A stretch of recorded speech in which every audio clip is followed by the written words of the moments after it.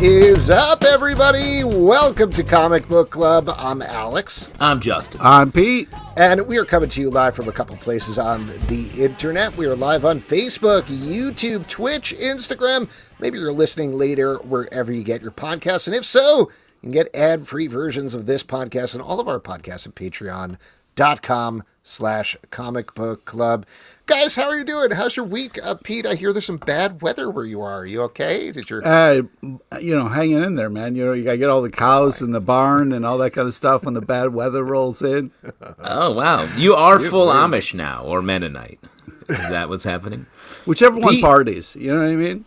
They both party in different ways. I spent last night in Mount Joy, Pennsylvania. Sort of what, nearby. dude? Are you serious? That's the second time you've done that. You swung by, hadn't said shit. Only afterwards I find out that's bullshit. Oh, how about an invite to your house? That's what I'm saying. Dude, I you can't are come. always invited. You have an open invitation. You can show up anytime. It's like Batman being like, "Come by anytime." Where? Oh, I'll never tell. Oh, you can't come to my cave. What do I don't have your phone pinged. I don't have I should chip you just so I know.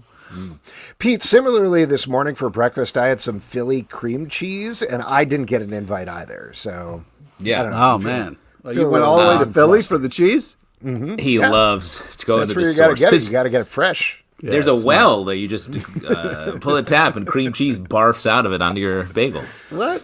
I lived in Philly. I didn't see any of that. Oh, yeah. You got to go to the bad part of town. Yeah. It's like there's a Court of Owls that runs it. You got to really know. Yeah. Quart of cream owls. Cheese? I don't know. Yeah. Quart of gritty? I don't know. We could. Gritty. Yeah. Come on, Alex saying everything he knows about Philadelphia. Cream cheese, gritty? Bell? Hot cheese Bell? I don't know. What? Bell? Is there a Rocky bell? Steps? All Rocky right. Steps. Yeah, I'll just keep shouting stuff about Philly throughout the show. But first, before we continue with this very fun bit about Philly facts, why don't we bring in one of our amazing guests here? We have two amazing guests this evening. First up, one of our favorite guys to talk to. He is behind the new Captain Planet from Dynamite. Nice. Ladies and gentlemen, David Pepose. David, welcome. Hey, welcome. How are you? I'm doing great. Thank you guys so much for having me. It's so good to catch up with you, and I'm so excited to talk Captain Planet with you tonight. We are excited to talk Captain Planet. You're a busy guy. You got a lot of different titles going on. But this is a big one, bringing back Captain Planet as part of Dynamite's overall, this is going to sound so corporate, but it's the Warner Brothers Global Consumer Products thing that they're doing. But surely there's a better name for that than that. Cool Dudes Incorporated, I believe, is the other name of it. But you've been doing Space Ghost for them in this line. Also, so people know, there's also Thundercats and Silverhawks and Johnny Quest. Yeah. Captain Planet's the latest one. And you're giving it not a dark, gritty adult makeover, but a more modern makeover is maybe the better way to put it. Nice. Absolutely. That's a great way to describe it. I'm a huge Captain Planet fan. I grew up as a kid in the 90s, so that was like part of my DNA. He was there. But for me, I think I've actually been pitching Captain Planet around the industry for close to 10 years. I've wanted to be the guy to do this relaunch for some time. And I think it's because Captain Planet often gets a bad rap for two reasons, I think. One is that it's so firmly a product of its time, and also that people say that its politics maybe aren't the most subtle. And I would say, to address that second point, reality's gotten a lot less subtle. And I think and you see, what we've done with Space Ghost and what we're going to be doing with Speed Racer. I think it's easy, or not easy. I think it's very doable to kind of take those core elements of the original and figure out ways to modernize them and to use modern storytelling techniques to be able to tell a new story that's accessible for a new generation. And so for me, the thing that always really stood out about Captain Planet is I've always felt it has the building blocks to be a blockbuster success. It's inherently diverse and multicultural with this international cast that is done in such an organic way that we haven't even really seen since the days of Giant Size X-Men. It's also very timely, in terms of the environmental disasters that these characters are facing and also the human greed that fuels it. And I think lastly, pop culture and world history has really caught up to Captain Planet. We're pitching this book as X-Men meets Avatar: The Last Airbender. And so we're able to inject some really cool, different strains of pop culture to like make the Planeteers have a lot of agency, to make their powers really interesting and dynamic.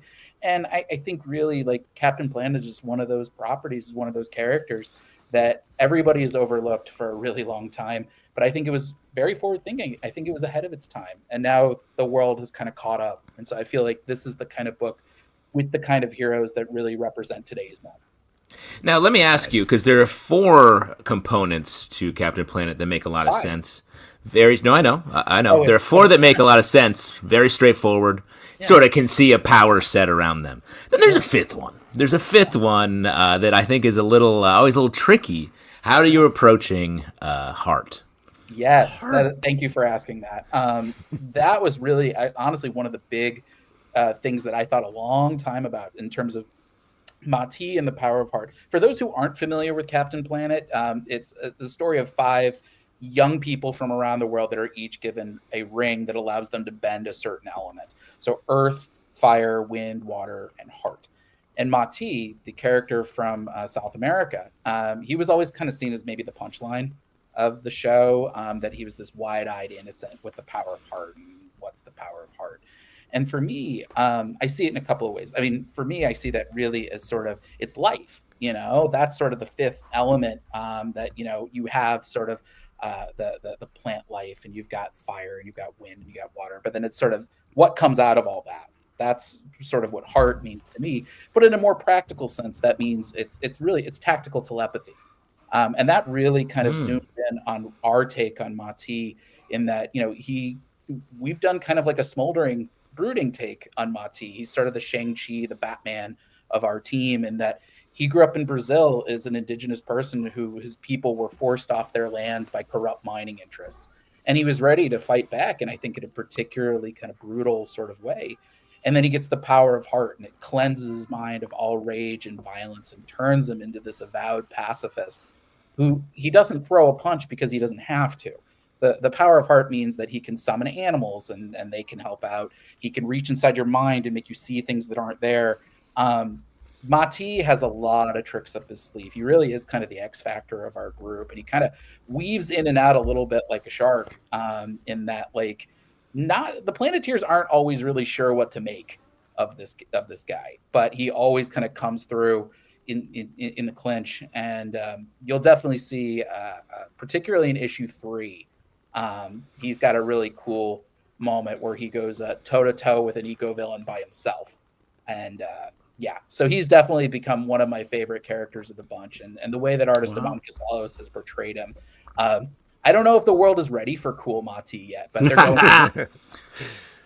Well, let me ask you about the big thing that I think everybody is talking about online, and certainly talking about here on the chat and YouTube, is Captain Planet has a beard now, which we, all 4 of us, I think is very cool. Respect. Mad respect. But what led to that choice? Because it seems like a very specific choice. One of the things that we were talking about earlier is that the original Captain Planet is very much, it was meant to reflect the world outside its window, but that was in the year 1990, and so the mullet and the crop top were very much, I think, a part of trying to capitalize on the trends of 1990. And I would argue that our approach for this is we are trying to take a more modern, but also maybe a little bit more of a timeless approach to the character. And so I felt like trying to do a redesign of Captain Planet felt like a way to sort of plant our flag design-wise. And Amon Casalos actually was the one that came up with the idea of the beard. I had sent Amon kind of a write-up of some thoughts for the character, that I wanted to make it clear that his body was made out of the 5 elements.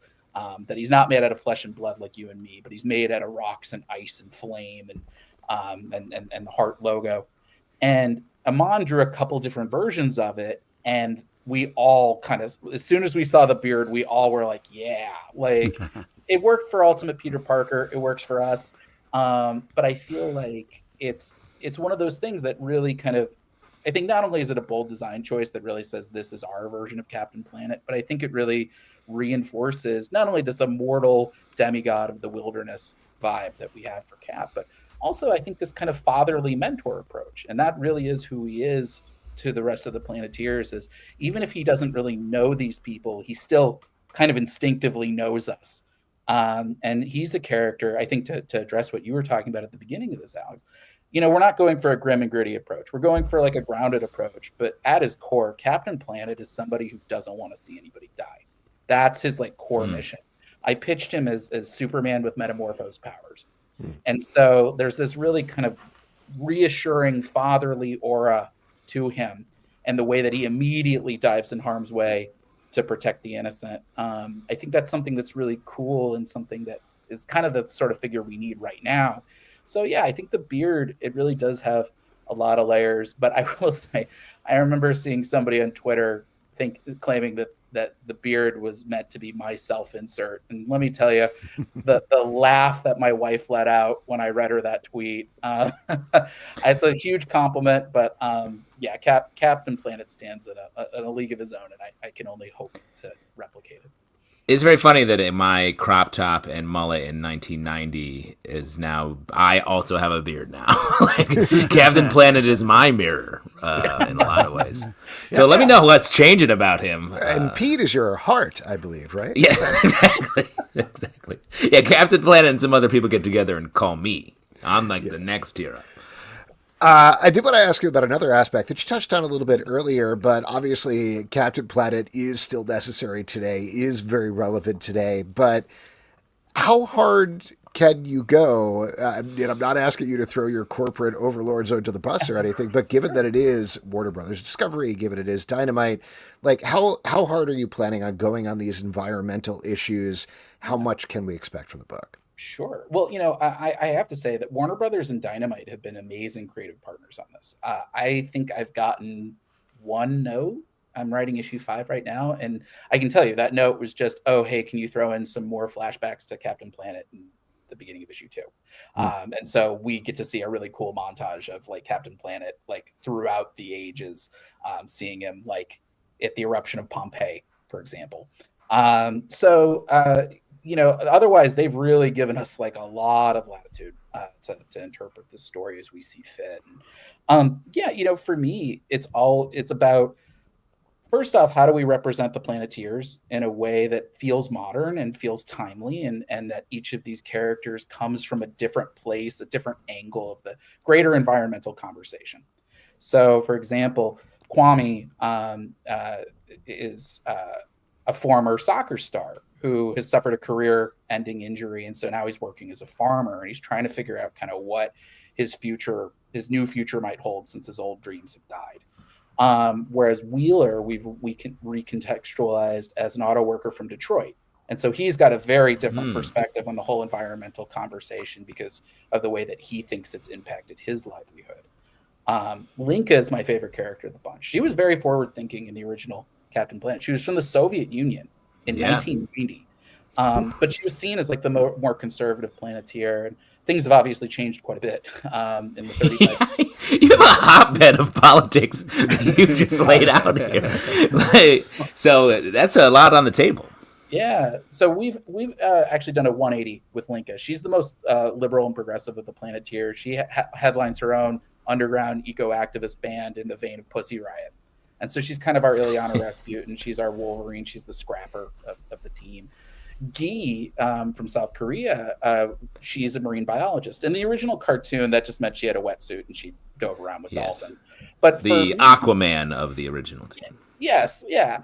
And for me, I think having written Savage Avengers and having a character like the Black Knight, I learned that having a scientist on your group, it's very useful for a storytelling tool. And so we really leaned into Gi as a marine biologist, as a scientist who is really passionate and excited about her job. But that means that, as the kid sister of the group, she's often underestimated. And but she's the one who knows the stakes. She's the one that knows what it means when the polar ice caps are melting at this rate and what it means for us in the future. So for her, hope is really a revolutionary act, because it's either that or you curl up into a ball of despair and just let the inevitable happen. And then, like I said, with Mati, who, he escaped these corrupt mining interests in his native Brazil. So each of these characters all have some sort of backstory that ties back to the greater environmental conversation. And we will be seeing bits and pieces of that continue throughout the whole series. But I think ultimately what I'm really excited about, and what the original cartoon really didn't shy away from, is it's human greed fueling all this. It's the people who say, like, as long as I get profit, as long as I get power, it doesn't matter what happens to the little guys in the ground. And I think for me, climate change is no longer a hypothetical. It's a disaster movie that we're all living in. I live in Los Angeles. We just had the wildfires. I was living in New York during Sandy. My parents live in Missouri. They had 15 tornadoes hit last month. We're all living this, but there's these people that are fueling it, saying, well, consequences don't mean anything to somebody like me. And so having our central villain, it's Lucian Plunder. And that's sort of our play on the original villain, Lucian Plunder. But this idea of this ruthless Elon Musk type billionaire who, like, doesn't care what happens as long as he gets what he wants. When I wrote this outline for our opening story, it was the week before the election. And then we got the week after the election. And I will say it's been slightly concerning to see, like, oh boy, like, will I be able to kind of keep up with the headlines in terms of seeing, these it's like, oh, Lucian Plunder just did like a Heil Hitler over at the inauguration today. That is he's going to be. I think he's going to be a universally recognized villain soon. He's really diving in a way that he's comic book villain ready. So you're right on. Yeah, that's why I say, like, reality's gotten a lot less subtle, and so, I think this idea of, like, the Planeteers having to, like, stop environmental disaster. I mean, it really is half superhero book, half disaster movie. And sort of putting themselves in harm's way to save the innocent when somebody like Lucian Plunder kind of, his ambitions get away from him. So, I think for me, it's about how do we make this, I understand that the environmental conversation maybe isn't always the sexiest in terms of, like, political conversations. So for me, it's how do we make this feel immediate? How do we make this feel personal? How do we make this, appeal to somebody's emotions with something like this? And I think even a character like Wheeler especially is so important, because his arc is all about why does this even matter? Why is the Planeteers' mission important? Why does this have to be me? Why can't we just turf this off to somebody else, or even just turf this off to a genie figure that we can just summon to, wish away all our problems? And that's a message that we're going to be digging into in this, is why is this important? Why does it have to be people like you and me on the ground? Why does it have to be collective action? And why does empathy with people from other walks of life, why is it still important? And I think it's because we're stronger together than we are apart. And I think that's really the core message that appealed to me so much about Captain Planet, and something that I consider myself very grateful to be able to tell that kind of story. I mean, it sounds like you're talking about this anyway, but, back in the 80s, this sort of message-driven thing, you'd grind the action to a halt to be like, just so you know about climate change, let me explain this. How do you find that balance then in terms of the writing, making sure that you are getting that message going while it is still an entertaining comic at the same time? Well, I think for me, I'm very action-oriented in terms of my work, and so... for me, it's always about, it's just pacing it out. It's like, okay, what's the action here? And then where are the quiet moments that you can have the character development and the emotional beats, and then talk about kind of what the stakes are. But I think the big difference between our Captain Planet and the classic Captain Planet is in 1990, all of this still felt hypothetical. And whereas, like, now it's not hypothetical. We're seeing it in the headlines all the time. And so I think that actually gave me a little bit of license to, without spoiling too much, like, show, like, we're going to see what happens when climate change goes amok. And sort of, it's not always like a cut and dry sort of thing. It becomes sort of a rescue mission. It's how do we save as many people as we can during all this. And so I think people will see, like, oh, this is the stakes. This is what we're trying to fight against. And I think that might sell the message just as much as sort of a PSA. So that's sort of the approach. Is, I think a lot of people, I assume that a lot of readers maybe aren't as well versed in this sort of thing. And so trying to kind of give them as much information, but doing it in a character driven way, I think that's my way of circling the square of making this mission feel important and feel resonant emotionally to our readers. How do you reconcile, I just wanted to ask, how do you reconcile the idea that you're writing Captain Planet, a comic book, which is printed on paper, which is made from trees? Wow, Jesus. It is recycled. He's the paper. enemy. 70% recycled. And beyond that, I just try to write my best so it doesn't turn into a waste of trees. All right. Wow, that's good. Is the like I like what you're talking about, where like you're getting the message out there alongside, but what is then their ultimate mission statement? Captain Planet, you said, is saving as many lives as possible, but wouldn't that mean in the sort of ultimate form, like changing the world in a perhaps a more aggressive way? Yeah, is he going to do like a Thanos snap type thing, so that way immediately? So I don't want to go too deep into that, because depending on how long this run goes, that is a question that I would love to address. It's not right. Right now we're on the tail end of our opening arc, and we're going to kind of see what like the response is to that, and figuring out like what my bandwidth is in terms of stories beyond that. But it's a great question, and I think it's one that I think a lot of people have talked about. I think a little tongue in cheek, since we announced the books. They're like, well, he doesn't look like Don Cheadle. And I know the Funny or Die sketches, but I will say that, with respect, that I've watched those, and that's a level of nihilism that like I'm not even super comfortable with, and I wrote Lock. Like there's something like deeply unhinged about the Don Cheadle Captain Planet, and you could go into a whole like treatise about like why that sort of level of dark and gritty appeals to a certain subsection.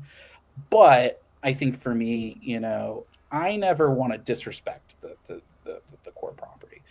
For me, it's really like pop culture archaeology. The bones are there. The bones are just as strong as they ever were. And so whether it's Space Ghost or Speed Racer or Captain Planet, for me, it's just how do we kind of identify those core pillars and then kind of give them just a little bit of a modern polish. It doesn't take much to make them sparkle like new. But I think just on the question that you asked about like, well, what happens when sort of this defensive posture isn't enough? I would love to address that question down the road. And I know exactly how I would do it. So pre-order the book and stay tuned, and maybe we can get So you're saying you have a easy fix for climate change, but people should buy the first arc, and then you'll tell us what it is.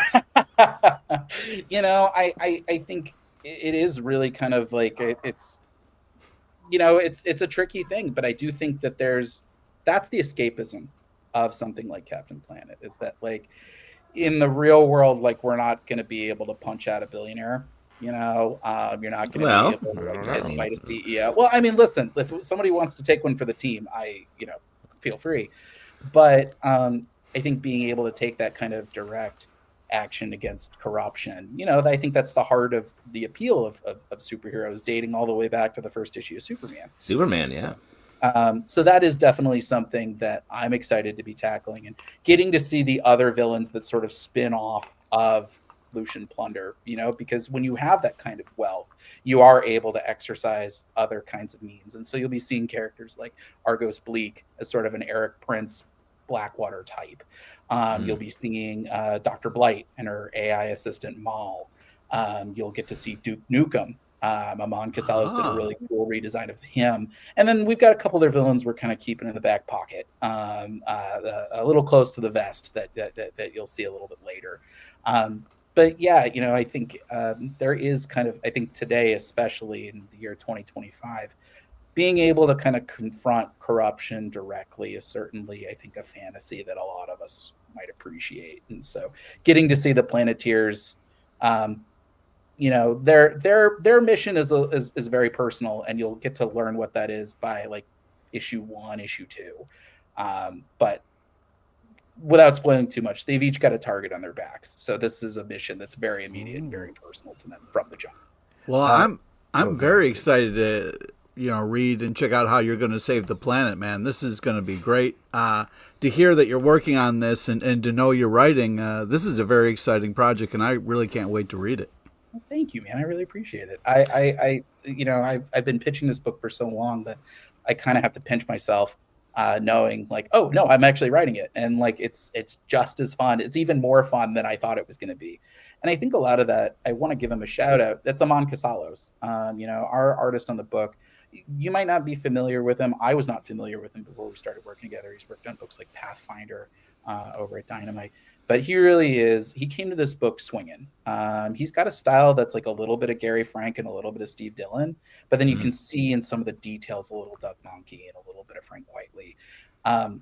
He does this larger than life action really, really well. But that's not Amon's real strength. Amon's true strength is the character, the acting of it all. He does such cool stuff with the expressions and the body language. And so when you fall in love with the Planeteers, that's going to be Amon's fault. Really, he really goes a long way to making these, to elevating really everything I write in the script. And so he's one of the most talented artists I've ever had the good fortune to work with. And so, I can't wait for you to get to see these characters. The Planeteers, the Planeteers aren't superheroes. They don't have code names. They don't even have the matching outfits in the cartoon. Amon really designed them in a nice way that these are the people you could run into on the street. These are ordinary people just like you and me, but that their fashion each says something a little bit about their personalities.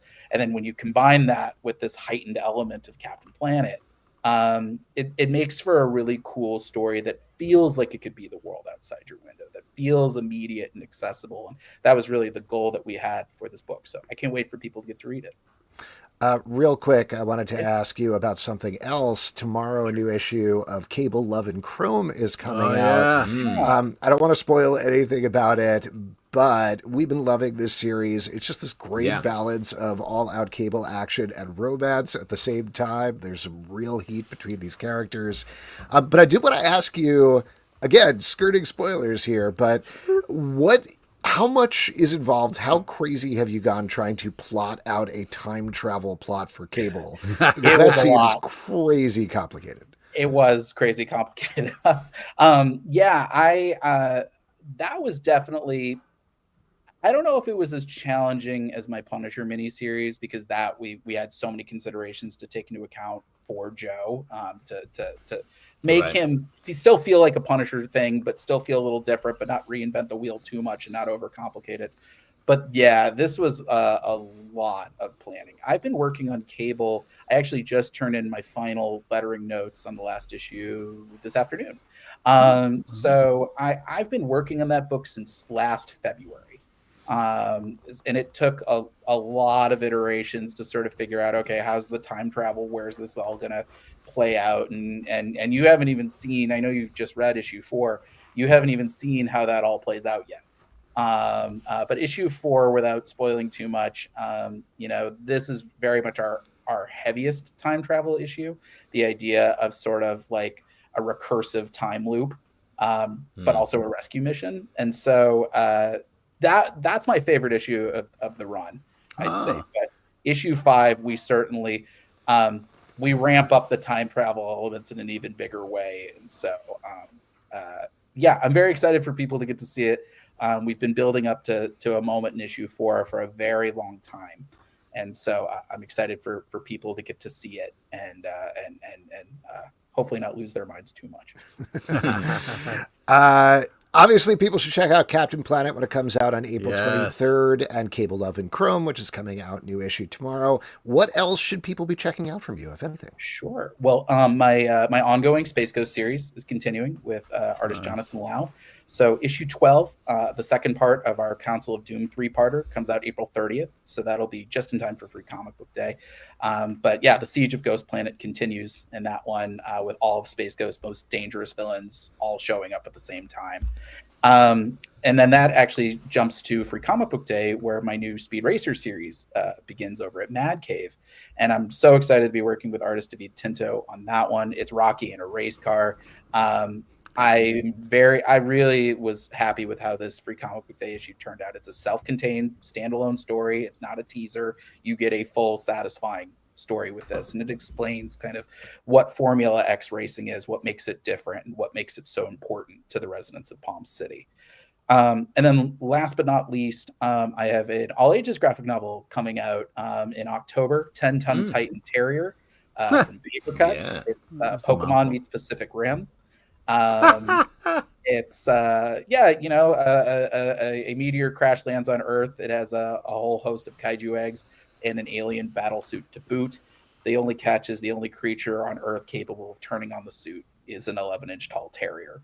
So it is the story of a boy and his dog if the dog could pilot a 10-ton alien battle suit. So it's super fun with artist Ornella Greco. It's perfect for anybody who likes Pixar movies. That was sort of the age range that I was trying to tailor it to.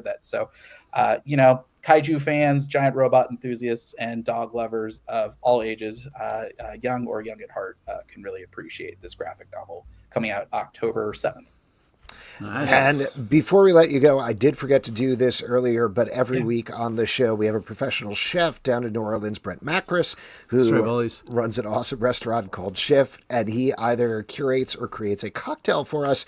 This week, he created a mocktail based on Captain Planet, the Planet Fizz. It's blueberry juice, orange juice, sparkling water, coconut water, grenadine, orange peel, and mint leaves. I can't wait to try this. Yeah, it's got a bunch of leaves in there. It's got heart in it. It's got all the stuff that you'd want. I love it. Yeah, there you go. David, thank you so much for coming on. So good seeing you again. The book, I'm very excited to read it. And we'll talk soon. Thank you guys so much for having me, and have a great night. Take care. Later, man. All right, there we go. Again, the book is Captain Planet. It's coming out from Dynamite on April 23rd. So can't wait to check that out. Sounds fun. Check it out. Pete, you are the heart. I just want to say. You've always been. You're the evil more brain. Complicated, darker heart that David was talking about. Yeah. Oh, I'm sorry. I meant the heart attack. All right. We have another... Too much cream cheese. From the tap. We've got another amazing guest for you this evening. He is one of the guys behind Host Mortem, which is coming to Kickstarter soon. You might know him from Where in Time is Carmen Sandiego, Robot Chicken, and many, many other things, as well as his comic work. Ladies and gentlemen, Kevin Shinick, hello. Hey, hello. You are on mute, probably, or we can't hear you. Oh, no. It was the changed microphone, I bet. That beautiful microphone. Look at that that beautiful microphone. Nope, can't hear you. Oh, well. All right, let's take it out. Try again. No, this is good. Not yet. Not quite yet. I wish there was a member of Captain Planet that was sound. That would be huge right now. Oh, boy. All right. Kevin, I recommend logging out real quick and log back in. We'll vamp for a while. Try selecting the mic, reselecting the mic in the settings. Yeah, you know it. You know how it works, Justin. Yeah, I'm the most audio savvy. You're a producer, man. Yes. Justin almost looks like he got a Captain Planet shirt on. Oh, yeah. Look, this is the Dwansburg Skydiving Club where I went skydiving the senior week of college. Oh, my God. That sounds terrifying. How was it? What a time to risk it all, you know what I mean? It was great. Yeah, right at the when you're just getting out of school. I had done a 24-hour beer pong tournament before going skydiving. That's enough. I've heard enough of this story. Kevin, can we hear you now? Hey! Yeah! All right. I'd like to make an entrance. Twice as fast. Yeah. No, that's how you do it. Crushed it.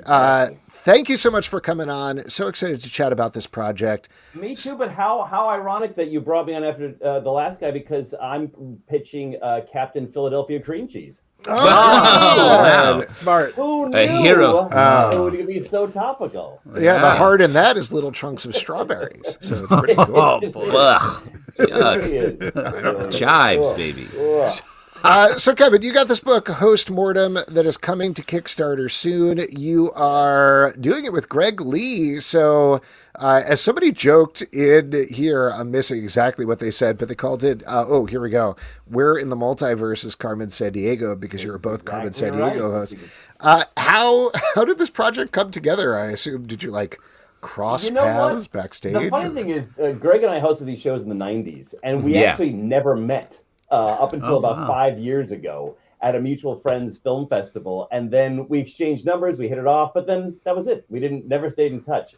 And I had written this, started to write this this pilot, this very noir murder mystery pilot, because I love film noir. I love that time period and stuff. And everybody loved it, but they were like, no one's going to make it because it's period, even though everything I watch is period.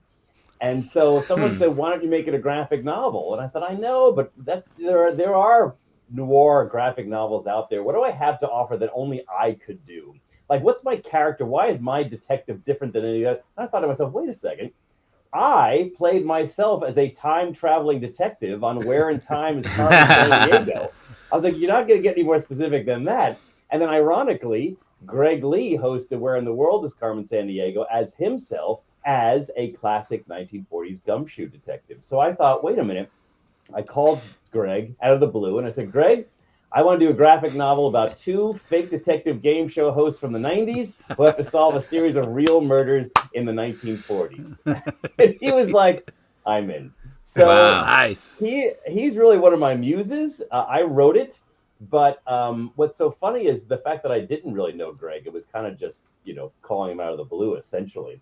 Is I pitched this series as kind of like The In-Laws meets LA Confidential, or The Odd Couple.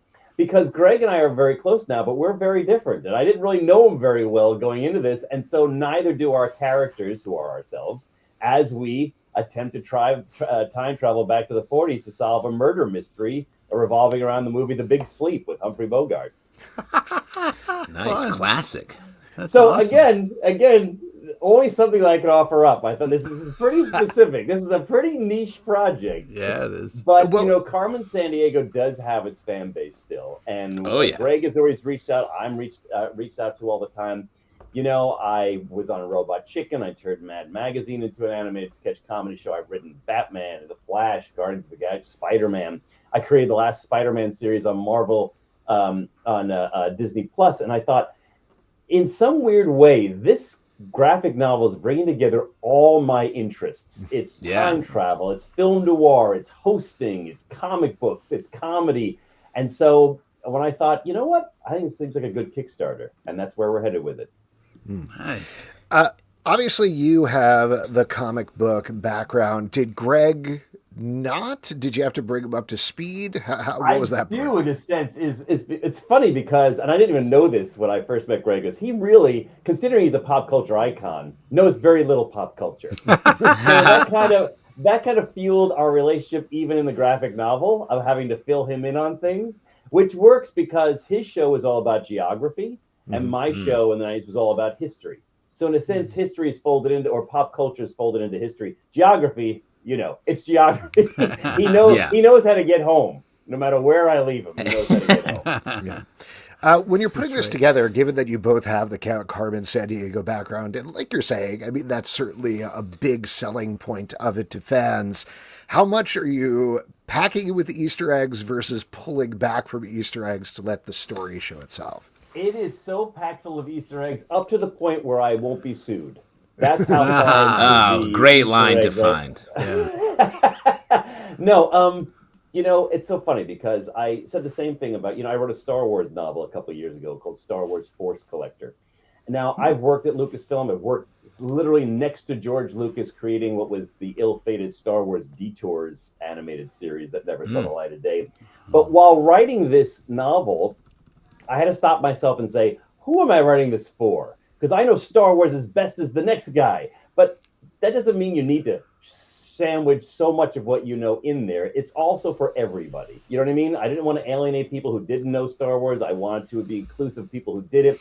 So it's a nice meld of, going back to Star Wars novel, if you're a novice to Star Wars, it's an original character with an original arc that kind of introduces you to the whole Star Wars universe. If you're an expert in Star Wars, it's great because our character touches upon certain objects and he can flash back to those objects past. So we touch upon old comics, old movies, old cartoons, old, whatever's in the Star Wars universe. So it's both. In a sense, Host Mortem is that. At its core, it's a really great murder mystery that's a lot of fun. But if you know Carmen Sandiego, if you know other things that we've done, there's a lot of Easter eggs that will help you along. But it's all icing on the cake because this has to be a solid story just at its core. Why the Big Sleep? Why was that the place you had to go? Again, what's funny is I'm a big fan of the Big Sleep, big film noir, but there were a couple of crossovers. And part of the premise of this is, are hosts smart or do we just have to get? You know what I mean? Is the question that goes out there. And it's like, I have all these random trivia facts in my head, but do they add up to a hill of beans? Could I solve a murder with them? Because I know that, baked beans were canned in Boston in whatever. It's like, does that come into play? And You're like a reverse Batman. You don't know how to solve a mystery. Exactly. You just have the answers. It's like the Jeopardy villain. I just have the answers. I don't know how we got there. But one of the facts I knew was two things. The Big Sleep, if you're a film noir buff, you probably know this already. It came out in 1946. But what a lot of people don't know in the general public is it was actually completed in 1945 and released minimally to like some army barracks.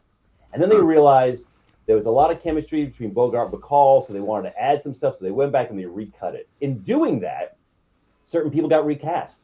So I kept thinking, if there was a murder in this movie, a movie which, by the way, has a character named Carmen, and I was one of the few people who knew that there was an earlier version of this movie, would I, am I smart, or do I just have time on my side to know, like, hey, in 1997, they found the original footage and there's a different person who plays so-and-so, the character who was murdered. Like, wouldn't that be something that only I would know? So it's those little tidbits, and that's one of the reasons that I gravitated towards The Big Sleep. Not to take a left turn, but you mentioned Star Wars Detours, which for anybody listening who doesn't know, this was a animated. That's a left turn into a detour. Yes, animated comedy series about Star Wars that I think produced 40 episodes, if I remember correctly. 3 seasons we wrote. 2 seasons we produced, and then George sold the company.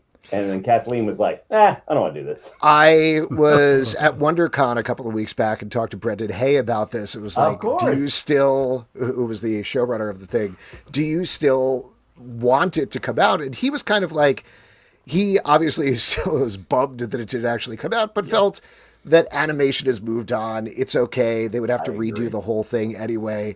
Do you feel the same way, or is there a part of you? I think Star Wars Detours lives best in the what if category than it would if it ever came saw the light of day. It's a great show, but it had its time.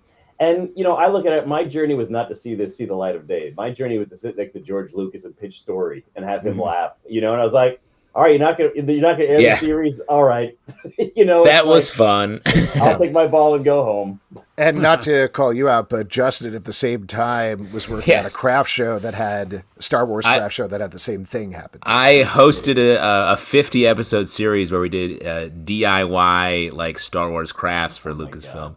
And that got axed at the same time, I think, that we're talking about here. We made 50 of them, though. It was called Do or Do Not It Yourself, was the title. I love that. I wish that did air the light of day. It's crazy. It was a year of me being in a hot studio building resin benches of the Battle of Yavin. It was crazy. I mean, Brandon moved to San Francisco. He was there for years. You know what I mean? So my heart goes out to him. But we did all have a great time. So, there's just so much sympathy we can have for any of us.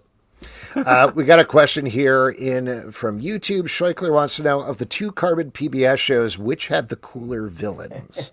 Is that for me? Because mine's going to be my show. Yeah, exactly. It's definitely. I mean, Jekyll and Hyde, Dr. Beljar. Come on, these were the great thing about, or at least what I enjoyed about my show was, it was not just animated; it was live action. So.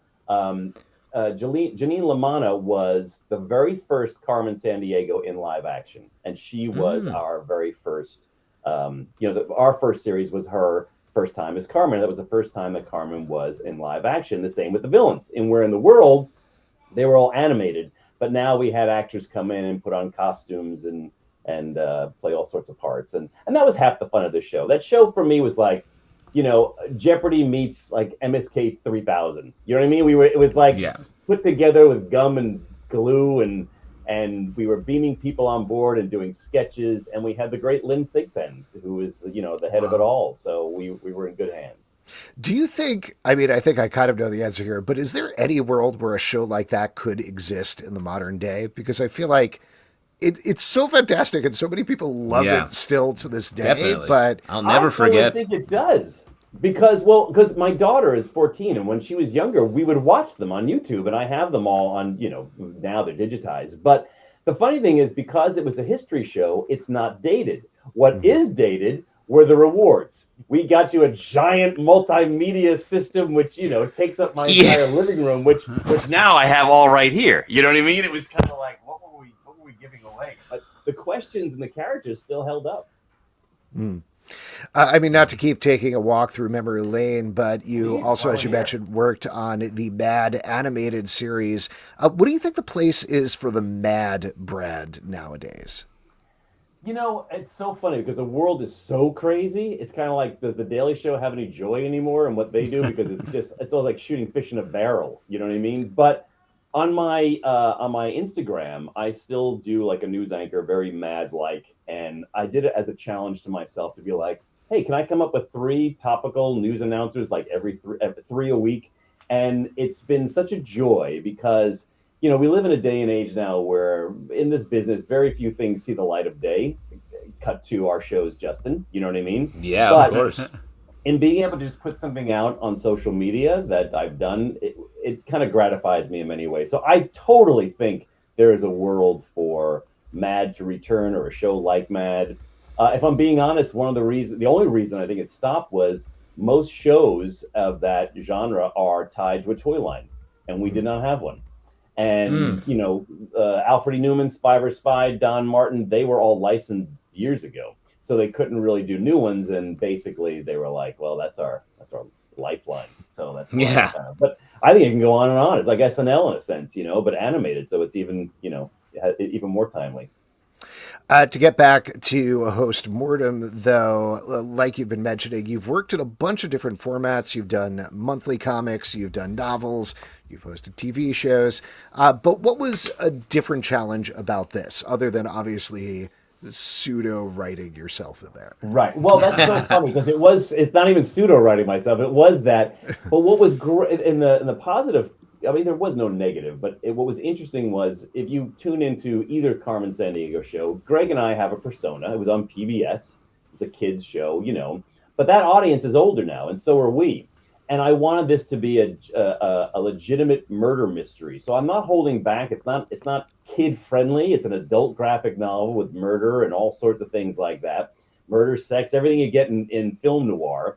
And I think that was kind of fun to be able to show our more realistic sides. We could drop the facade of having to be, PBS friendly and do that. On the flip side, there's no one holding the reins but me. So the buck stops here. You know what I mean? So if you like it, it's me, and if you don't like it, you're also looking at me. I will say I have got an incredible creative team. I found this a couple of amazing artists. Damian Torres is my main artist, and I had a very specific look I was going for. I wanted to be film noir. I wanted to be graphic novel friendly. And when I came across him, I was like, oh my God. And of course, it was no surprise that he loves film noir. So that was a really great melding. And then, of course, I have Pippa Boland doing my coloring, and I've got Taylor Esposito doing my lettering. But then it dawned on me, this is like a 200-page graphic novel broken up into 4 issues. And very much like a film noir, I wanted each issue to have a different narrator. And so it dawned on me that I was like, oh, maybe there should be a slightly different style for each. So then, like my fast-talking receptionist from issue 2 from the 1940s, I thought, wouldn't it be great if we had like a golden age comic look to this issue? So that's where I came across a great artist named Andrea Schiavone, who's from Italy. And I loved his look. So he's coming on board for that issue. And there's a lot packed into these 4 issues into this one graphic novel. Wow, cool. What about the Kickstarter itself? That hasn't launched yet, so I don't know how much you can talk about, but what could we potentially expect from it other than I the can issues? talk about it. It's what I'm so excited about is it's launching in early May, and you can go to Kickstarter and follow us now, or just go to hostmortem.com. I have it linked to the Kickstarter page. Because there's a couple things you want to sign up for. One is for the early announcements and kind of the early bird specials. I've got a celebrity comic book artist who is going to be announced soon that did a cover for me which was great. I also have some artists. Tony Foti is a wonderful artist who did my Star Wars Force Collector cover. So when I came up with this idea, he was the first one I reached out to and was like, "You've got to recapture some of this magic," and he did. Jesse Larson has a great Edward Gorey style to him, and so he did a cover, and Timothy Anderson, and even Damien did his own cover. So when I was looking at Kickstarter, I go to Kickstarter. Just as much as in this day and age, you go to comic book shops on Wednesdays, I find a lot of people just tune into Kickstarter on Monday or Tuesdays. And that's a lot what I do. So finding my comics there, I knew what I look for. And I also thought, kind of like the book itself, what can I offer that only I could offer, that someone backing would be like, oh, that'd be interesting. So since it is a collaborative thing over at Kickstarter, I was like, let me offer some stuff. You got the typical stuff like be drawn into the graphic novel, be murdered off in the graphic novel, have your name dropped or whatever. But I'm also offering things like, I do a lot of voiceover in life. I did a lot of Mad, a lot of Robot Chicken. I'm Bruce Banner across Marvel's animated universe. Let me do voiceover for your project if you want. There's a backing tier where you can do that. There's a tier where Damien and I critique. If you have a comic you're looking to get some feedback on, we'll do that. I've written movies and TV and comics and novels. I will give you some advice. There's dinners with Greg and I. Come and meet us in person. We've got videos, we've got Zooms, and we've got in-person dinners. And you can come to the launch party. There's all sorts of things that I thought, like in the nooks and crannies of it all, I thought, what would I want if I were backing this book? Yeah, that's awesome. I tried to go down the list. Yeah. And cool. I don't know where this question got to, but is Rockapella going to be involved at all? I will say there's a lot of opportunity in this book on purpose for visuals and for run-ins and for flashbacks and all sorts of stuff. So I will say, I'm sure if you tune in, you'll see a lot of faces that you recognize. Wow. How's that? Awesome. Love it. Other than Host Mortem, is there anything else you want to plug, Kevin? Anything else folks should be checking out? Well, what's funny is I say follow me at Kevin Shinick across social media because I am doing all those different things. But I was saying earlier to someone, it's as if I shook the host tree at the beginning of this year. And I thought, let's do Host Mortem. I hadn't hosted in a while. I called my agent and I was like, should I get back into hosting? And they were like, oh, maybe. I don't know if anybody's looking for you. Then I got an audition. And I couldn't believe it was the ultimate host job. I am now playing Dick Clark in the new Michael Jackson movie. Wow. That's awesome. I felt like I shook the host tree and Dick Clark fell out of it. Wow. That's so cool. When is that? I see it. When is that happening? Are you? Well, it was supposed to come out. It was supposed to come out in October, but now I've read that they are thinking of splitting the movie into two movies. Oh, that's right. Oh, wow. I was just reading about that because it's, it's been pushed because you shot it already. First Obviously, it was April. Yeah, we shot it last year. Then it was going to air in April, and then I thought a premiere in April, and then I think they realized, oh, that's not great for award season, so they pushed it to October, and now they're looking to maybe break into two movies. Well, maybe they'll have you back for some more scenes if they're doubling the length of the movie. Double the movie. Yeah, what happened to Dick Clark? Yeah, exactly. Now, but again, just lastly, it's like, at Host Mortem. I mean, not at Host Mortem. Hostmortem.com. You can go to sign up there because the more followers we get, the better chance we have for success, and the more news you get about it. And like I said, we've got a few more surprises before we launch in May that I think you'd be happy to hear about. You have a very interesting wall behind you. Is there anything you want to point out or kind of share with us? Sure. Yeah. Well, every time I do a comic, I try and buy a page from the artist. So this is Rafa Garas did my first Batman comic. Aaron Cooter did my first Spider-Man with Spider-Man vs. Deadpool. Yeah. And Mad Magazine, I had my whole crew immortalized in the Mort Drucker look. But what's so funny, just real quick, and this goes back to the Kickstarter too, is like, I do these now, but now they're kind of a rarity because most artists work off tablets. So unless you're getting a commission at a comic book festival or a Comic-Con, very rarely we get an actual page from a book. You know what I mean? Because unless you say to them, and I said to Damien, like, let's put some cool pages aside because you don't see that anymore. So we've got some pages we're going to, backers can get those pages and stuff. So it's a lot of fun. Cool. That's so great. Cool. Yeah, I have a whole pile of iPads over here that I bought from my so you got to charge those, Alex. You got to charge them. I know. Exactly. Kevin, thank you so much for coming on. Thanks, very Kevin. excited to read the Yeah. book. It sounds awesome, and Yeah, very thanks excited for to having check me. out Michael Jackson and Michael Jackson for Good when it comes out next year. That was a Good. wicked joke. Was that Yeah, good? no, it's really good. Thanks, Kevin. Bye. Later, Kevin. Guys. Nice Of joke. all the sequels you could choose, you choose Wicked. It's top of mind, man. Oh my God! It's a big movie, okay? It's a It big was going franchise. so well. Oh, Big. I man. ruined it there, right there at the end. Right You can there at check the out end. Host Mortem, as he mentioned, at hostmortem.com. It's going to be a Kickstarter in May, as he mentioned, and it sounds awesome. What? It does sound awesome. I can't wait. It's great. Yeah. Really fun. Dick All Clark. right. Perfect. Yeah, that's That perfect. is perfect. That's Yeah. great. Why don't we move on with our next section, which is my favorite section because you all make it up. It is your audience questions. And for audience questions, all you got to do is drop a question in the comments over on Facebook, YouTube, or Twitch, maybe Instagram. I'll take a little looky-loo over there. But Looky-loo. while they're getting those questions in, what are you guys drinking? Justin, you have a mocktail in the beginning there. What was that? It was a mocktail plus alcohol, aka a cocktail. It was a tequila and Aperol, one of my faves. A little grapefruit bitters, keeping it bitter. Then I've switched over to a Springbok. 'Tis the season. Wow. Yeah. I'm back to drinking garage beer, even though I don't have a garage. Yeah, I stopped by and I really confirmed that you don't have a garage today at your house. Well, I have a carport, but you know. Yeah, guess I know. it's- I had carport, but no garage. Yeah. What's the difference between a carport and a garage? No walls. That's right. No walls? Just a roof. It's a little roof, so you don't have to shovel out your What is car it? in snow What does it country. hang on, though? Is it just hovering there? It's just a It's a floating car roof. umbrella. Yeah. Oh, okay. But you have a driveway, so you have like a tent on your driveway. Is that what's going on? Yeah. I it's legitimately have no idea. To call it a carport's a funny word because it's not. It sounds like an airport, which is didn't not what bet it is.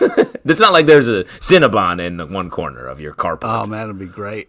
Yeah, that's your dream. I actually am taking care of a friend's car over spring break because they're out of town, and it is the most stressful thing, and I hate it so much. I Oh do my not know. god! how You're, do it. you know, how are you a New Yorker? I You've hate it. solidified. You've Why solidified would you into a. ever need a car around here? You don't need a car in New York City. I drive in my car so much. It's does. You really crazy. shouldn't. It's crazy though. I Yeah, tried, I had move to it. move You it can't just- because yeah, of the yeah, street yeah, sweepers today. yeah. I was driving around for like Looking for a 45 spot. minutes. Oh, it's a Terrible. nightmare. You It's a double park nightmare. across the street. You double park across the street. No, I couldn't. Yeah. Couldn't because Your every spot neighborhood. was taken. It's crazy. Wow. Anyway, whoof. Well, don't that's need a all your car, audience questions. I'm kidding. Yeah. All right, here we go. Schleichler says, what are some of your favorite kid shows that came out after you became an adult? I don't know. We've been doing the show so long. All of them, I guess. Yeah, I mean, I watch a ton of kid shows with my kids. They're watching Gravity Falls in there now because I turned them on to it. Nice. It's a great show. I mean, Bluey is the goat. If you want to cry at points in watching it, Is that what you're What looking else? for in the show? You're like, man, I want to use something. if a show's good enough to make me cry, hell yeah. We watched Hook the other night. Great movie. We also watched Saving Mr. Banks. That movie's so good, and that's not really a I've kid's never movie. seen that movie. Oh, watch that movie. Very good film. All right. Mary Poppins, but a good history. To answer the question, I'll throw out She-Ra and the Princesses of Power. That's pretty great. And my son and I have really been enjoying watching My Adventures with Superman. It's really good as well. And also, like I mentioned, every other thing I watch is a cartoon. So there you go. Hilda on Netflix is good. That is a good one. Yes, we watch Hilda in my house as well. Stray Bullet says, are you guys smoking pork belly, chicken, and peppers while watching the live show and doing your taxes? Or is it just me? Wow, Just you doing the living taxes under the gun, my guy. Oh, guy. Man, got, that like, sounds 4 like hours. a glorious day. Look at that. Man, chicken and peppers. Come on, man.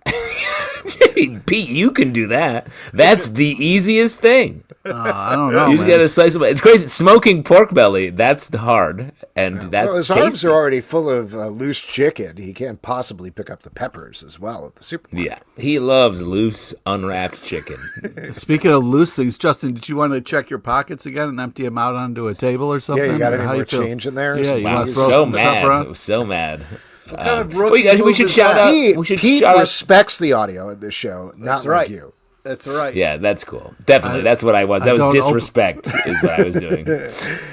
Shout out to all the audience members that solved our mystery of the day. Kevin's mic was his phone, and he didn't realize it. Oh, well. Hartford 1988 on Twitch says, now that The Last of Us premiered this past Sunday, will Alex play The Last of Us Part 2? Did you end up playing The Last of Us Part 1? I did, but only a little bit because I was playing with my daughter, and we haven't had time to get past, like, I don't know, probably the first couple of hours of the game. So I still have to finish Part 1. But the game, even that little bit, was so much better than the show. So much better. And Really? yes. Everything in the show that I was like, this is an interesting shooting choice that you're doing that feels like a video game, makes sense when you're playing a video game and actually using a controller to control the movements. It's really good.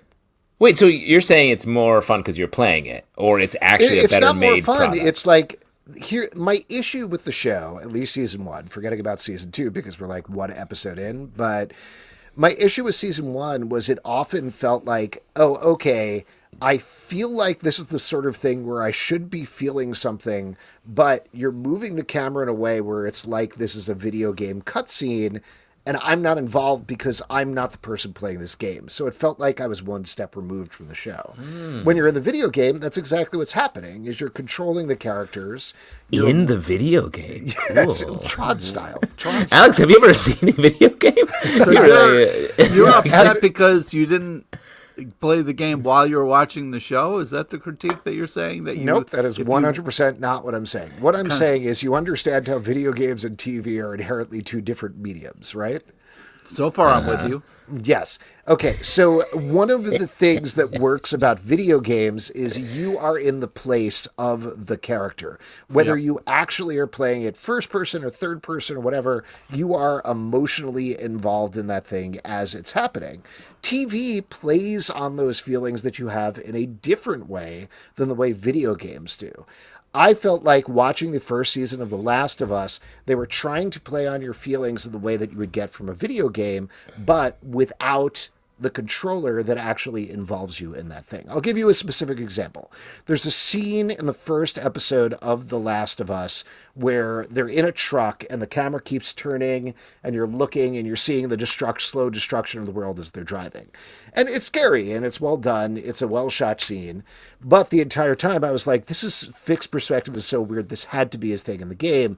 And in fact, when you play the game, you're in the truck, same thing, but you control the way you're looking. So you can hear things like over your shoulder and you look and it feels like you are in that place there as it's happening. It makes it more immediate. It makes the feelings more immediate. So if you were watching it at home and were able to control the camera movements, you would feel more connected. Here's the thing, though, Alex. I think I'm just saying, Craig Mazin is a hack, and I wish I had directed The Last of Us. That's what I'm trying to get at. There it is, folks. But I think it is actually a directing choice. I don't think it's a medium choice because you could shoot that scene and make it. You could follow the sound and whip faster with the camera and stuff to give you that more visceral feeling. But I think TV, especially prestige TV, wants to be a little bit more snobby about it. So I think that's maybe the choice but here. then there He's a are line other producer. things He that knows. took me out of it as well. Like there's the scene where Anator's character, I'm blanking on the name of, and Joel and Ellie are sneaking out of the compound, and they're going through those pipes, and the entire time they're like, come on, over here. Follow me. And it's like, this is video game dialogue. You don't need to do it this way in the show at all. But then again, yes, that's exactly what it is in the game when you're sneaking out. And there are people scanning for you with their flashlights. And it's that very typical level. And it's like, you don't need to translate it that accurately to screen. Figure out the way that it is TV, not video games. I think the real thing is you, Alex, need to escape from an apocalypse on a truck and through a pipe and stuff. In your life, 100%. That's the thing you're chasing. It's more That's the emotionally thing that involved. holds The game, even the little bit that I played, is better than the TV show. That's all I'm saying. Wow, slam. Nat Townsend says, what are some comics that do a good job of addressing not fun issues like the climate crisis? Captain Planet coming out April 23rd. I didn't bring this up because I didn't want to draw an immediate comparison or like put David on the spot, but Absolute Superman is doing that very well right now. That's a good call. Yes, like labor issues, workers' rights, billionaire class, a lot of that stuff. I think a lot of the climate crisis destroys Krypton, so it's Yes. very directly what that book is addressing, I think. a lot of Mark Russell's work addresses not fun issues in a funny way, while still letting the issues have bite. I think, which is sort of what you want. Derek Mainhart in the comments hits assorted crisis events, the first issue.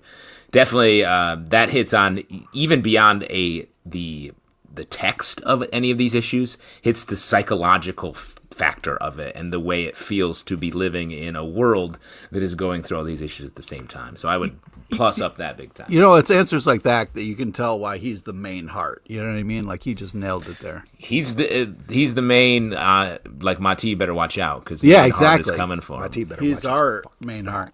Watch your back. Michael Tillman says the next CBC draft still in the queue. Sure yeah. is. Pete Great call. sent us a text about it yesterday. I'm ready, man. I got my ready. draft lined up and ready. Yeah, you will hear a draft in the next 2 weeks. We haven't taped it yet, but it's coming very working on soon. it. It has to come soon. Yes, it does. Joey Groa says, what will Bullseye throw in the Daredevil finale tomorrow? What are some of your favorite comic booky moments in TV and movie adaptations? First of all, Joey, in an hour, it's going to be on TV in an hour, the Daredevil finale. What are we it's doing? Not tomorrow, We should it's just tonight, man. Stop this and go watch. Get ready. What do you know think? I mean? What will Bullseye throw at Daredevil? His own heart, Yeah. I hope. I think he'll not the throw a main heart. shoe, and they'll do like the Austin Powers, who throws a shoe moment. Maybe it'll be a callback to, he'll unwrap a paperclip and do that move, or, be on an airplane, use a peanut. Oh, I see what you mean. Here's what we don't think about, though. What if he... Yes? When he said unwrap paperclip, I was like, do you think paperclips come in like little Little individual- presents. little They're all plastic individual packs? It says Like, used by April 19th because they go bad, paper clips. Yeah, totally. Gotta have them fresh. I love a fresh clip. The smell of open up a fresh paper clip. Oh, dude. It smells like business. I was going to say, we don't ever think about it a lot, but why doesn't he throw Daredevil? Yeah. The ultimate might. bullseye. What are some of your favorite comic booky moments in TV and movie Fastball adaptations? special. Have they actually done What? that in a movie? They have, right? Which one? Pete? What? Pete playing dumb so sorry. hard. Were you saying fastball special and You just have a we were break? talking About or were last. you just saying fastball special? We I were see. talking about, who Daredevil should throw, and he said you should throw Daredevil. I was like, it'd be like a fastball special if you threw Daredevil. That makes sense. So you were not answering the same. I was still on the last question, and You said moved it on. so much later. You said it like after Alex asked a whole nother I had question. to think about it. It takes a little bit, Yeah. That's like if right now I said Springbok. It's not that delayed, but all right. I brought this up a bunch, and I know you guys make fun of me every time, but Why do in it then? otherwise bad movie at the end of Green Lantern when he Oh, creates... come on. No, dude. when he takes It's a shitty movie. It's a shitty movie, but Stop bringing up a shitty him movie. creating a big boxing glove with the Green Lantern energy and punching Parallax into the sun. That's a very comic booky moment. I Yes. enjoyed that. And it redeemed the movie. It's one of your favorites. Nope. Yeah, it's one of my It's favorite very funny that, Pete, it bothers you to be reminded of things that were bad. It's true. But why? You forget about them throughout the rest of the day. Yeah, well, it's like, hey, remember this thing that they really fucked up? And it's like, oh, man, it would have been nice if we got a good Green Lantern movie, but they didn't even watch it. The fucking Post team did But such you a don't shitty even job. like And Green Lantern. Yeah, you hate Green Lantern. yeah, but it would have been nice to get a good movie. So you could have been like, well, I don't like Green Lantern and I don't like this, but it was Good. but I'm glad you did. I don't know. I mean, here's the most sideways answer I'll ever give. In the Zack Snyder verse, it's very lame when when Superman and Batman realize that both their mothers are named Martha. Oh, my God, yeah. But I had never put that together that both of their moms were named Martha. And I was like, holy shit, I've read these comics for 20 years. And I never thought that. It's crazy. Yeah, We never talked about it. No, that's true. I thought we about it a should've. lot, but I never said it out loud. Really? What were you holding on to that? Keeping one bullet in the chamber? Yeah, just in case. Just in case. And then I saw that movie. I was like, God damn it! I wasted my life. Speaking I of like wait, Schweikler turning into me right there. That was fun. Yeah. Yelling. great. I don't remember the real smooth transition I was going to say. So trivia. Hey, this is the part we give back to you, the lovely audience. It's an opportunity to win $25 free to Midtown Comics online, because if you had $25, you want to get some comics, right? So all we need is a first hand up, a pick me. Hey, Michael Tillman volunteered. Hey, there we go. Michael Tillman. Tillman. All right. Okay, here we go. Today's trivia is about Godzilla and comics, and a small nod to the legend Angie Stone, R.I.P. Who to an was amazing singer. killed by Godzilla, I believe, correct? Yeah, No, famously. those two really don't interlock too much. So Oh, I don't you know would why think you they do would, that. but all right. It just seems, why would you do that? Please Why listen would I to... try to connect two thoughts? Yeah, exactly. Yeah, why would No, you all do thoughts should be kept separately in little tiny paperclip packages that you open right. one at a time. Yeah. And be like, Keep it fresh. here's a thought. Keep Yeah. that thought fresh. that? Fresh thought, dude. You gotta open a 6-pack of thoughts at the same time. They'll go bad. Oh, look at this. This is a thought from several years ago. Here we go. Wait, before you do it, Pete, Straight Bullet says, why Godzilla? Just wondering. Well, if you stay tuned to the stack, maybe there'll be some fun Godzilla stuff in there. Also, Godzilla is having a moment. You know what I mean? Yes. A lot of comics about Godzilla of late. Godzilla's a busy little slut lately, isn't he? How dare you? That's How the title. That's the dare title you. of the comic. that's put out Godzilla's tomorrow. sexual behaviors are none of your business. No, complimentary. Complimentary, man. Godzilla, big busy slut. That's what they say. Oh, man. All right, so Mikey Tillman, please listen to all three options before making your selection. Here we go. Question number 1. When was Godzilla's first appearance in comics in Japan? Was it A, 1954, B, yes, of course, Drew is going to be there, but who else is going to be there, or C, Drew Gowen? Very nice. Why is Godzilla having a moment? I don't know. It's very weird. I Big? think it's A. says A is Michael Tillman. correct. Well done. All right, here we go. Question number 2. When was Godzilla officially in a comic in the States? Was it A, 1976? Ooh, that's a good year. B, oh, let me guess, you like the band but hate the name? C, Chelsea O'Toole. What? What? Wait, which band? I don't Tool. get that one. Oh, Tool. Nice. See? There we go. 76? Yes, correct. Great year, that 76. A lot of good things happened. Unofficially, Godzilla made a cameo in Archie Comics in what year? Was it A, 1965? B, who do you like better, LL Bean or LL Cool J? C, Lauren L. Baker. Tenuous. I can tell that you only have one thought at a time when you make these. Oh, thanks, man. Appreciate that. Great. Derek, while we're instinct. waiting, brings up the Matthew Broderick Godzilla, which has one of the best ending lines of all times, which is, I don't know, just some French guy. Tillman, French great. guy. Tillman answered both parts of the question. Says likes LL Cool J better, and A is correct. $25 yours. Woo! Nice. Wow. Congratulations, Dropped. Michael. Shoot us an email and we will get that off to you. Pete, what is the secret movie you are referencing? I'm talking about the 2014 comedy Ride Along, of course. Of course. Now, why don't you ride along to our... Wait, before you jump off, Michael Tillman has a comment on his recent win. Can I donate my winnings to Unite Against Book Bans? It's ALA's effort to fight censorship. Absolutely. Hell yeah. Yes, I will look up the link now and drop that in the chat. In the meantime, wow, Justin took off his hat. Surprising. Pete, Oh, what are you're you dyeing looking your forward hair to? now, Justin? Hot in here. You got some Dying it. highlights? Did you get some highlights coming out? No. Okay, This is what my hair always looks like. I don't know. I've never seen it like that color before. All right, I'm looking forward to Batman Superman World's Finest. I'm hoping for some amazing action, some amazing art. Very excited about this issue. Wonder Woman number 20. It's been absolutely glorious. I can't wait to read the next one. Daredevil Unleash Hell, Red-Band number 4.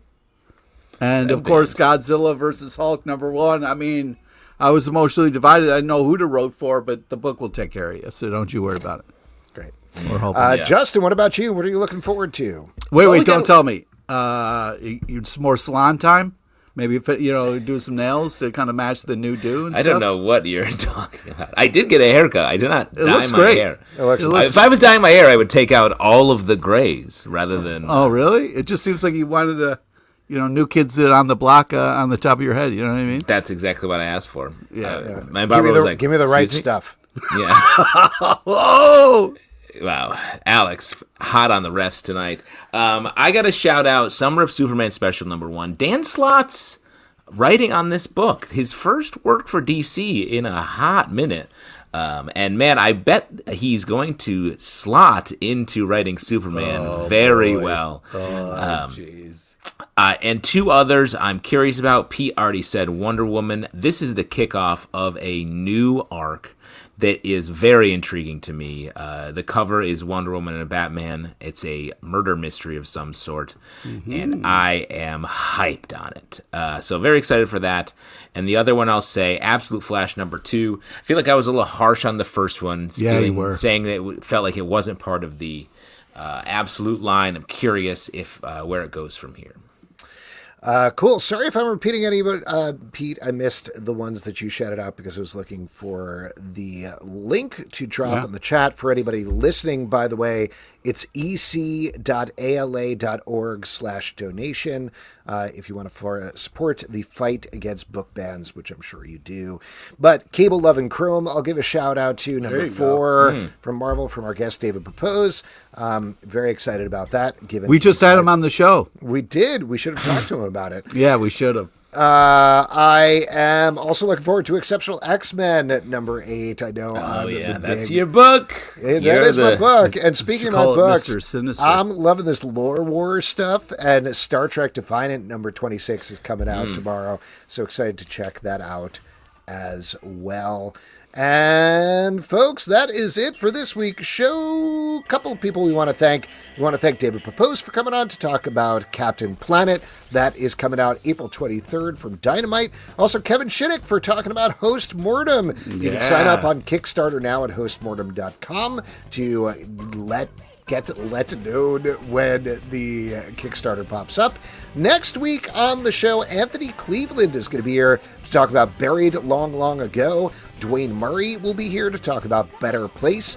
You can listen to Comic Book Club News, our daily news podcast, Monday through Friday. Marvel Vision, our Marvel podcast, talking about Daredevil Born Again. Wrapping up very soon now. Patreon.com/Comic Book Club. Support the show and all the shows we do. ComicBookClubLive.com for this podcast, many more. Until next time, we'll see you at the Comic Book Club.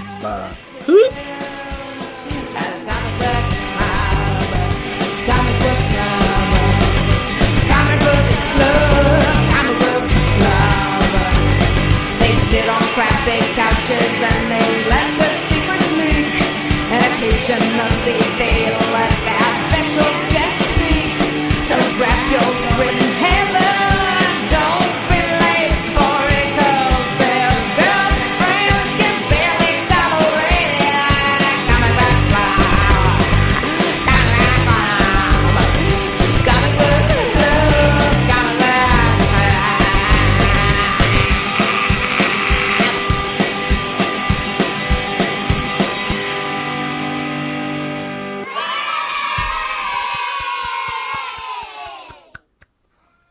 Thanks, everybody. Have a Take great care of night. yourself. Thank you. Good night, folks.